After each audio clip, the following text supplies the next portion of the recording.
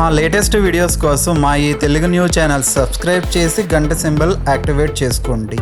ఈ రోజే దసరా విజయదశమి పవిత్రమైన రోజు. ఈరోజు ఏం చేసినా చేయకపోయినా సరే రాత్రి 12 లోపు ఈ వీడియో చూస్తే చాలు, ఈ కథలు వింటే చాలు, సుడి తిరిగిపోతుంది. ఉన్న కష్టాలన్నీ కూడా పోతాయి. దుర్గామాత ఏదో ఒక రూపంలో మీ దగ్గరకు వస్తుంది. జన్మ జన్మల పాపాలు పోతాయి, కోటి జన్మల పుణ్యం వస్తుంది.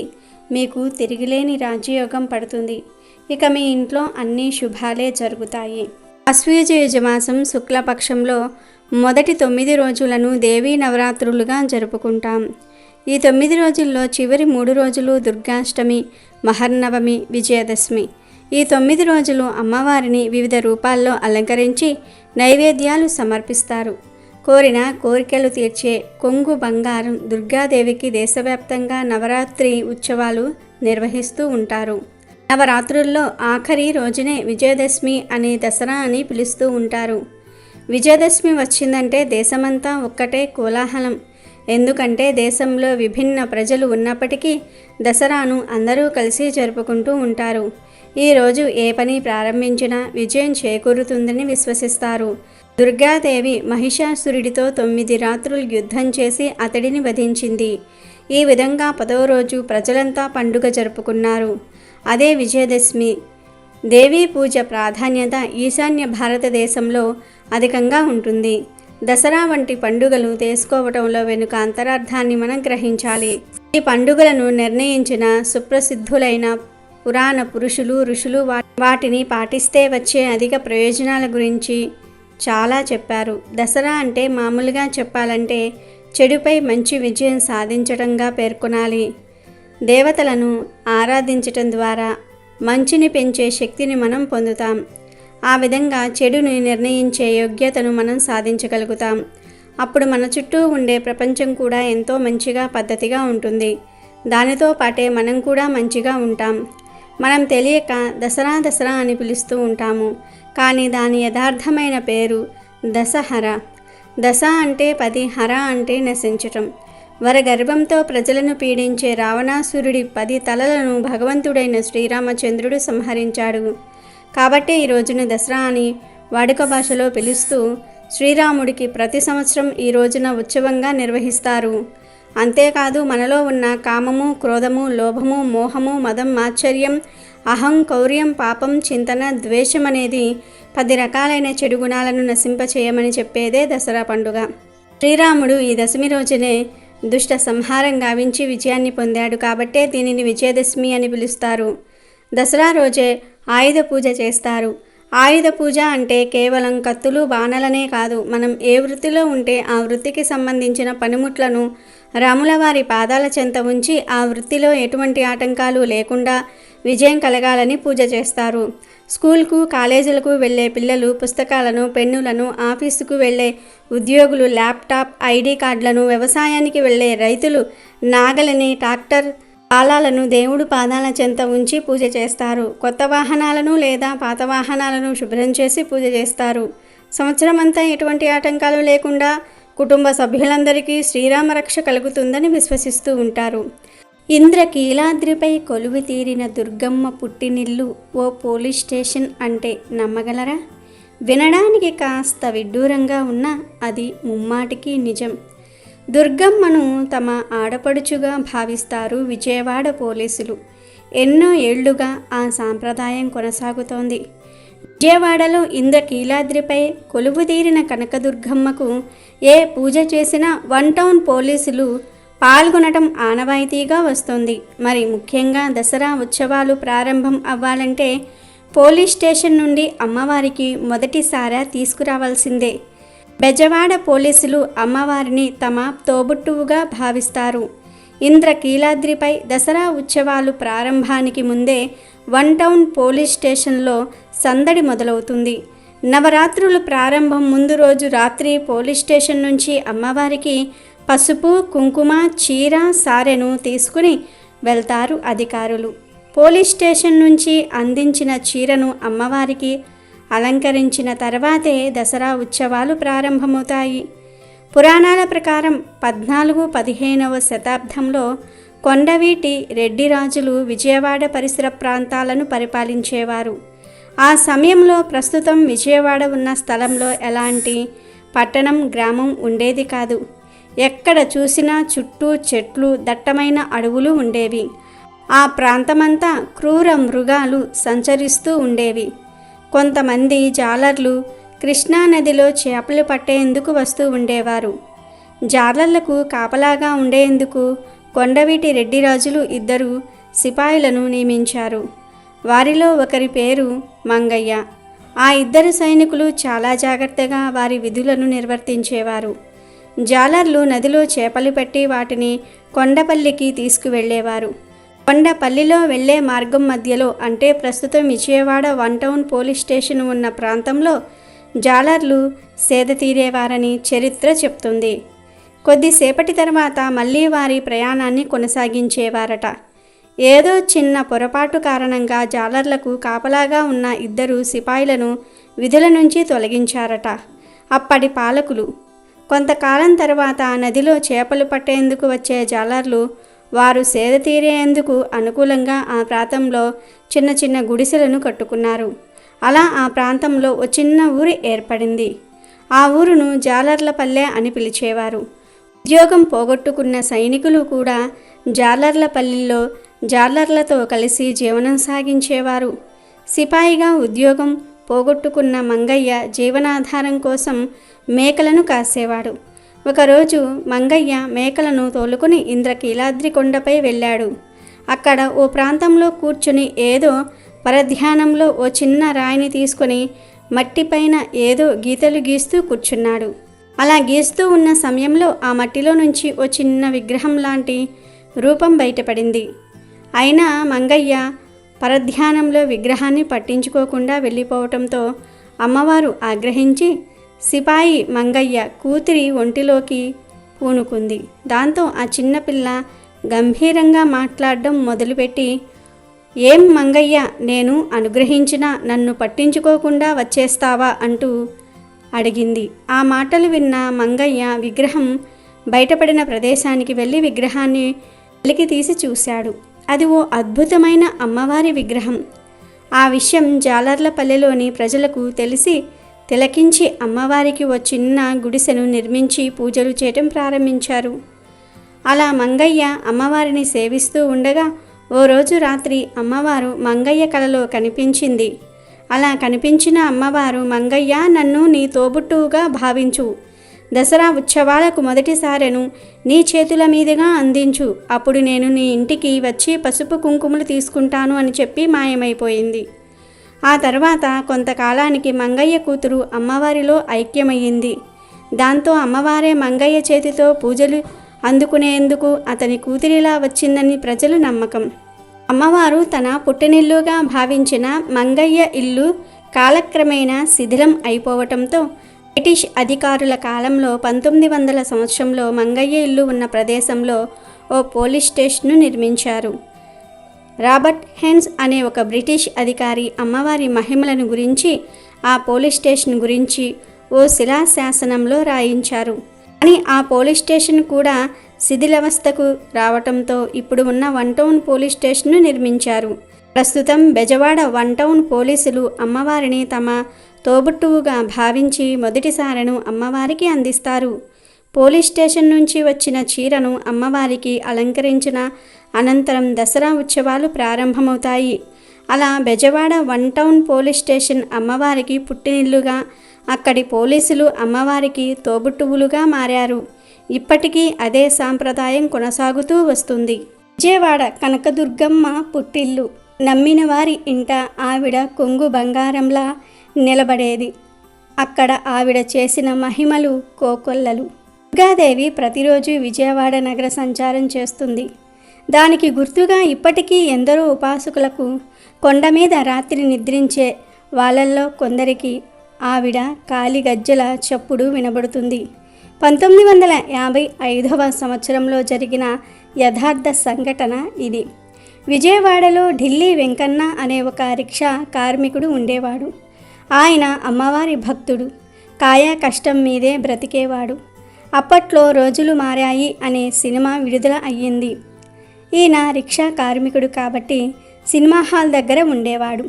ఎవరన్నా వస్తే తన రిక్షా ఎక్కించుకుని వెళ్ళడానికి అలా ఉండగా ఒకరోజు అర్ధరాత్రి ఆట ముగిసే సమయంలో ఈయన మారుతి టాకీస్ సినిమా హాల్ దగ్గర ఉండగా సినిమా హాల్ లోపల నుండి ఒక పెద్దావిడ ఎర్రటి చీర నుదుటిన పెద్ద బొట్టుతో వచ్చి ఢిల్లీ వెంకన్న రిక్షా ఎక్కి ఇంద్రకీలాద్రి దగ్గర దింపమని అడుగుతుంది.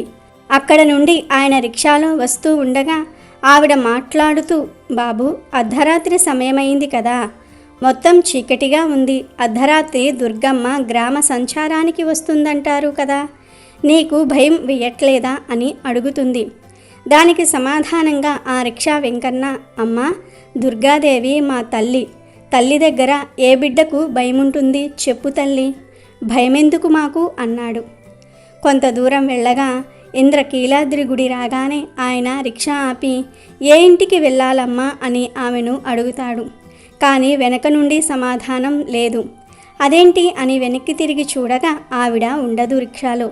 రిక్షావాడు ఏది ఈవిడ అని చుట్టూ చూడగా ఆమె పక్కనే ఉన్న అమ్మవారి గుడి మెట్లు ఎక్కుతూ ఉంటుంది.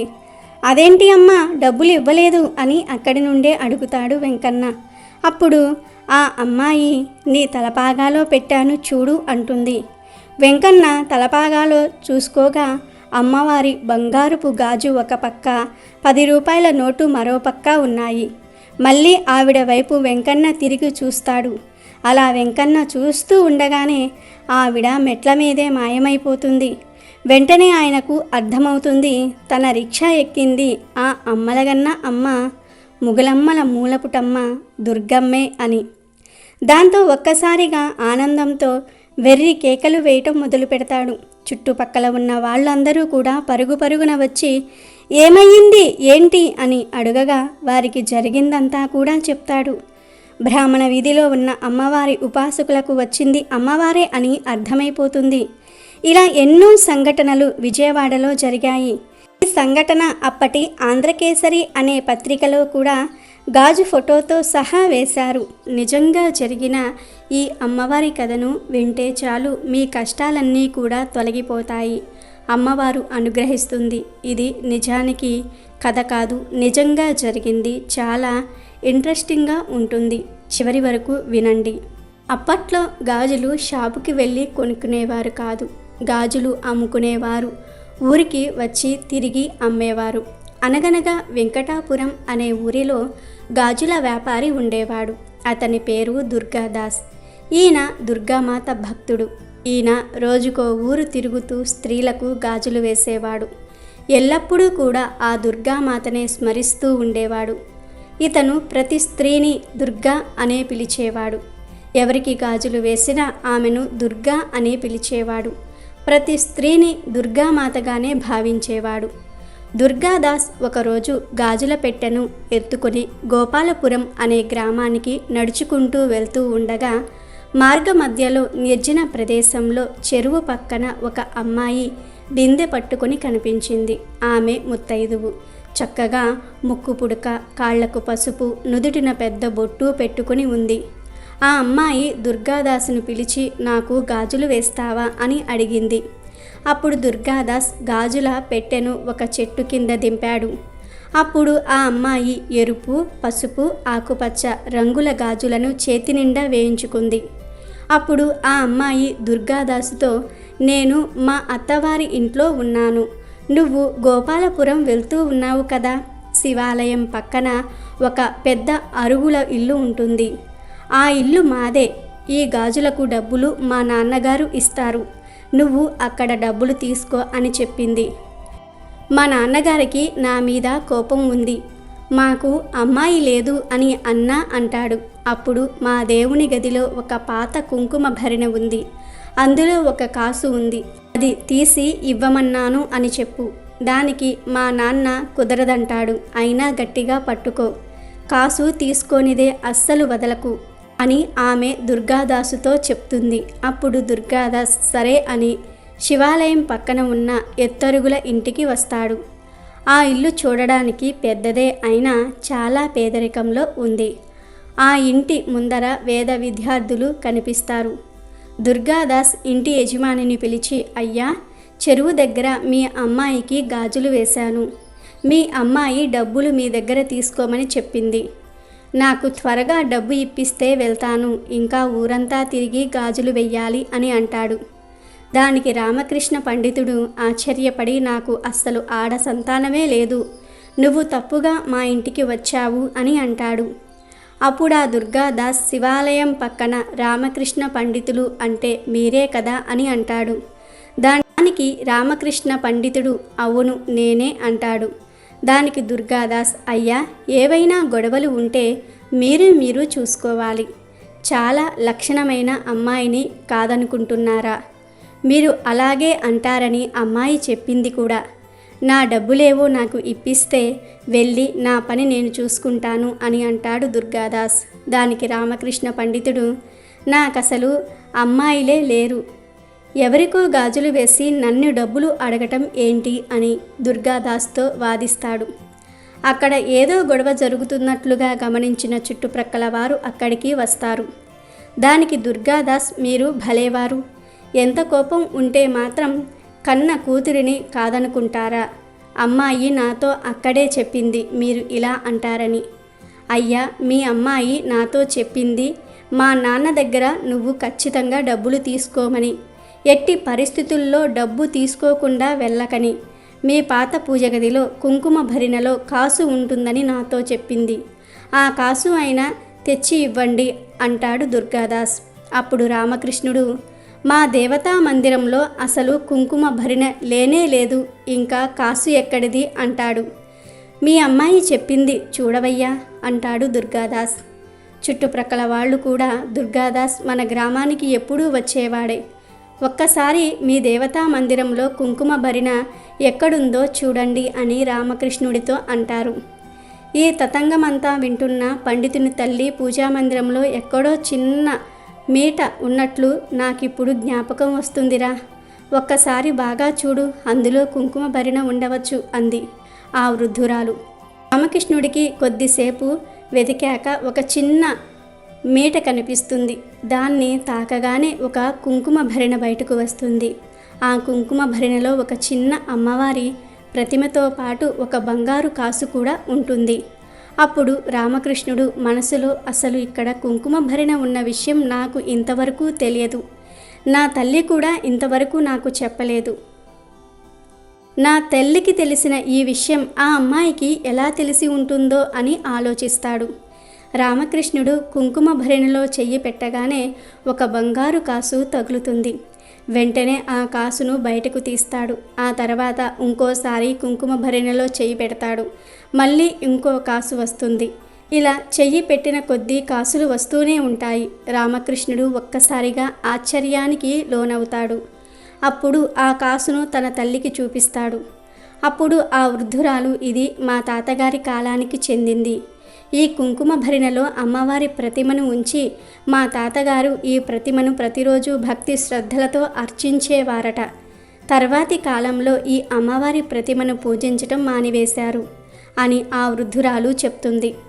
అప్పుడు ఇంటివారు అందరూ కూడా ఆ పూజామందిరం నుంచి కాసులు తీసుకొని బయటకు వచ్చి, దుర్గాదాస్, నువ్వు ఎవరిని చూశావో ఆ అమ్మాయిని మాకు చూపిస్తావా అని అడుగుతారు. బంగారు కాసులతో బయటకు వచ్చిన రామకృష్ణుడిని చూసి ఊరంతా ఆశ్చర్యపోతారు. అప్పుడు దుర్గాదాస్ ఊరు వాళ్లను మరియు రామకృష్ణుడి కుటుంబాన్ని చెరువు దగ్గరకు తీసుకుపోతాడు. ఇక్కడే ఆ అమ్మాయిని చూశాను అని చెప్తాడు. కానీ ఆ చెరువు పక్కన ఎవ్వరూ కూడా కనిపించరు. ఆ చెరువు చూడడానికి పద్మాలతో నిండిన సరోవరంలా కనిపిస్తుంది. అందరూ కొద్దిసేపు వెతికాక ఎవరో చెరువులోకి వెళ్ళినట్లు అడుగులు కనిపిస్తాయి. అడుగులు చెరువు నుండి బయటకు వచ్చినట్లు మాత్రం లేవు. అప్పుడు ఊరి వాళ్ళు దుర్గాదాస్తో, వాళ్లకు అసలు అమ్మాయిలే లేరు, అయినా నీటి కోసం ఇంత దూరం ఎవ్వరూ కూడా రారు అని అంటారు. అప్పుడు దుర్గాదాస్, అమ్మా దుర్గమ్మ, వీళ్ళకిప్పుడు ఆ అమ్మాయి కనబడితే తప్ప ఎవ్వరూ కూడా నా మాట నమ్మరు. ఊరు వాళ్ళ దృష్టిలో నేను అబద్ధాల వాణ్ణి అవుతాను అని బాధపడుతూ చెరువు వైపు దుర్గామాత అని గట్టిగా మొరపెట్టుకుంటే అప్పుడు చెరువులో నుంచి 2 చేతులు బయటకు వస్తాయి. 2 చేతులకు ఎరుపు, పసుపు, ఆకుపచ్చ రంగుల గాజులు కనిపిస్తాయి. దుర్గాదాస్ ఈ దృశ్యాన్ని, అద్భుతమైన ఈ సన్నివేశాన్ని చూసి స్పృహ తప్పి పడిపోతాడు. ఈ సన్నివేశాన్ని ఊరంతా కూడా చూస్తుంది. ఊరంతా మొక్కుతారు. అప్పుడు అందరూ చాలా సంవత్సరాలుగా నిక్షిప్తమై ఉన్న అమ్మవారిని పూజించడానికి ఆ దుర్గామాతే స్వయంగా ఈ విధంగా అనుగ్రహించింది అని అనుకుంటారు. అప్పట్నుంచి రామకృష్ణుడు, వారి కుటుంబం భక్తి ప్రవర్తులతో అమ్మవారిని పూజించటం ప్రారంభించారు. ఆ కుటుంబం ఆ అమ్మవారి అనుగ్రహంతో సుఖ సంతోషాలతో, సిరి సంపదలతో వర్ధిల్లింది. అమ్మవారు తనకు తాను పూజలు జరిపించుకోవడానికి ఇలా గాజులమ్మే అతనికి కనిపించిందని ఊరంతా భావించారు. గాజులమ్ముకునే వ్యాపారికే అమ్మవారు ఎందుకు కనిపించారంటే, ఆయన పెద్ద పెద్ద పూజలు, హోమాలు ఏమీ చేయలేదు. కానీ ఎప్పుడూ దుర్గామాతనే తలుచుకుంటూ ఉండేవాడు. ప్రతి స్త్రీని దుర్గాదేవిగానే భావించేవాడు. ప్రతి స్త్రీని దుర్గా అనే పిలిచేవాడు. దీనిని బట్టి అర్థమయ్యేది ఏమిటంటే, నిజమైన భక్తి కలిగిన వారికి అమ్మ సాక్షాత్కరిస్తుంది. ఒకసారి నైమిసారణ్యంలో సౌనకాది మహామునులు సూతుణ్ణి అపర్ణాదేవి అంటే ఎవరో వివరించండి అని అడిగారు. అప్పుడు సూతుడు ఇలా చెప్పుచూ ఉన్నాడు: ఓ ముని పుంగవులారా, అపర్ణాదేవి అంటే ఎవరో కాదు, పార్వతీదేవియే. ఆమె దుర్గాదేవి, భవానీమాత, జగదాంబిక. ముఖ్యమైన అపర్ణ కళ్యాణ వృత్తాంతమును చెప్తూ ఉన్నాను, శ్రద్ధగా వినండి అని చెప్పటం ప్రారంభించాడు. సతీదేవి దక్షయజ్ఞంలో తనువు వీడి పర్వతరాజైన హిమవంతుడికి కుమార్తెగా జన్మించింది. హిమవంతుని కుమార్తె కాబట్టే హేమవతి అని, పర్వతరాజు కుమార్తెగా ఉన్న కారణంగా పార్వతి అని ప్రసిద్ధి చెందింది. హిమవంతుని ఇంట ఆమె దినదిన ప్రవర్ధమానమవుతున్న కాలంలో తారకాసురుడు అనే ఒక రాక్షసుడు బ్రహ్మ కొరకు కఠోరమైన తపస్సు చేసి సమస్త దేవతలను జయించగల వరములను పొందాడు. ఆ వర ప్రభావంతో లోకాలన్నీ కూడా జయించాడు. ఇంద్రుణ్ణి పదవి భ్రష్టుణ్ణి చేశాడు. సర్వాధిపతి అయినాడు. 30,000 దేవతలను ముప్పతిప్పలు పెడుతూ ఉన్నాడు. దేవతలందరూ బ్రహ్మను ఆశ్రయించి ఆ రాక్షసుడి నుండి ఉపశమనం కలిగించమని వేడుకున్నారు. అప్పుడు బ్రహ్మదేవతలతో, నా వరముల ప్రభావంతోనే వీడు ఇంతటి వాడైనాడు. విషవృక్షమైనా సరే పెంచి పోషించిన వాడే చంపరాదని శాస్త్రం చెప్తుంది. అందుకే నేనేమీ చేయలేను, శివుడు విష్ణువు కూడా ఏమీ చేయలేరు. దీనికి ఒక్కటే ఉపాయం ఉంది. ఆదిశక్తి స్వరూపిణి అమ్మవారు హిమవంతుని కుమార్తెగా అవతరించింది. ఆమెను పరమశివుడు వివాహమాడితే వారికి కలిగే సంతానం ఈ రాక్షసుణ్ణి సంహరిస్తాడు. అందుకే మీరంతా పార్వతీ కళ్యాణం జరగడానికి ప్రయత్నించండి అని ఉపదేశించారు. ఆ కార్యం నెరవేర్చడానికి దేవతలందరూ కూడా సమావేశమయ్యారు. అప్పుడు నారద మహర్షి, నా వంతు కార్యము నేను చేస్తానని బయలుదేరినాడు. ఇంద్రాది దేవతలు మన్మధునితో, ఈ కార్యము నీ వలనే నెరవేరుతుంది అన్నారు. మన్మధుడు దేవతలు తనకిచ్చిన ప్రాధాన్యతకు సంతసించాడు. వసంతుడు, కోయిలలు వెంటరాగా రతీదేవితో సహా పరమశివుడు తపస్సు చేస్తున్న హిమాలయ శిఖరాలకు బయలుదేరాడు. నారదుల వారు ఒకనాడు హిమవంతుణ్ణి చూడగోరి వాని ఆతిథ్యం స్వీకరించి అక్కడే పెరిగి పెద్దవుతున్న పార్వతీదేవిని చూసి హిమవంతునితో, ఈమె శ్రీ మహారాజ్ఞి లలితాదేవి అమ్మవారు, పరమశివుడికి అర్ధాంగి అవుతుంది. నీ శిఖరాలలో తపస్సు చేయుచున్న శివుని సేవకై ఈమెను వినియోగించు, మేలు జరుగుతుంది అని చెప్పాడు. అలాగే అని హిమవంతుడు పార్వతీదేవిని శివుని సేవకై పంపించాడు. అలా ఆమె శివుడికి సేవలు చేస్తూ ఉండగా అక్కడే సమయం కోసం వేచి చూస్తున్న మన్మధుడు శివునికి కామ వికారము కలిగేటట్లు పుష్పబాణము సంధించాడు. శివుడు తనలో కలిగిన ఆ కామ వికారానికి కారణం తెలుసుకొని ఉగ్రుడై 3వ కన్ను తెరిచాడు. దాంతో ఎదురుగా ఉన్న మన్మధుడు భస్మమైనాడు. భర్త భస్మం అవ్వటంతో రతీదేవి శోకించింది. పార్వతి తన అందాన్ని తానే నిందించుకుంది. సౌందర్యముతో సాధించలేనిది తపస్సుతో సాధిస్తానని శివుని కొరకే వ్రతం పూనింది. ముత్యాల హారాలు తీసి రుద్రాక్ష మాలలు ధరించింది. ఒక చేతిలో రుద్రాక్ష మాల, ఒక చేతిలో కమండలము పట్టి 2 చేతులు పైకెత్తి నమస్కార భంగిమతో తపస్సు ప్రారంభించెను. తల్లి మేనక ఆ తపస్సు వద్దని ఉమా ఉమా అని పిలిచింది. అప్పటి నుండి పార్వతి ఉమా అనే పేరుతో ప్రసిద్ధి చెందింది.